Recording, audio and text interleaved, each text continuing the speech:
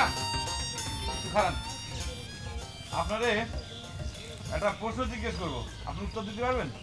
প্রশ্নখানা কি কয়ে ফেলো, দেখি উত্তর পারি কিনা। নজু প্রশ্নখান জিজ্ঞেস কর দেখি। না, প্রশ্নকার হলো গিয়ে মানে লেডিস সমাজ, মানে হচ্ছে নারিকুল। বুঝতে পারছি, কয়ে ফেলো।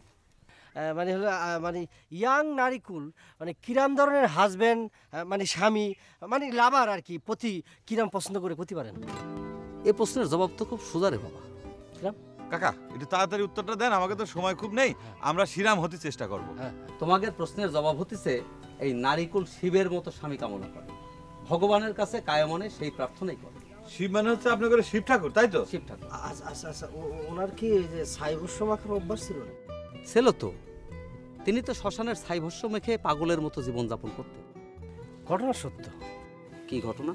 মানে ঘটনা এই হচ্ছে যে তার মানে এইসব যে নারিকুল এরা হচ্ছে পছন্দ করে মনে করেন আপনার শ্মশানের ছাই ভস্য মাখা হাজবেন্ডে, তাই তো? এটা তো সব নারীর জীবনের বাসনা রে বাবা। তাহলে পরে কাকা আচ্ছা ওই শ্মশানের ছাই না হয়ে চুলোর ছাই হলি পরে হয় না, কোনো প্রবলেম আছে? প্রবলেম? তিনি তো শ্মশানের ছাই মাখতেন। অসুবিধা নেই, তাহলে শ্মশানের সাই মাখবো, অসুবিধা কি করছ না বা, কোনো সমস্যা নেই। ঠিকই বলেছিস, 100% বলেছিস। চল এখন আমরা শ্মশানে যেয়ে ছাই মাখি। নমস্কার। না, যেটা নিয়ম সেটা করতে হবে।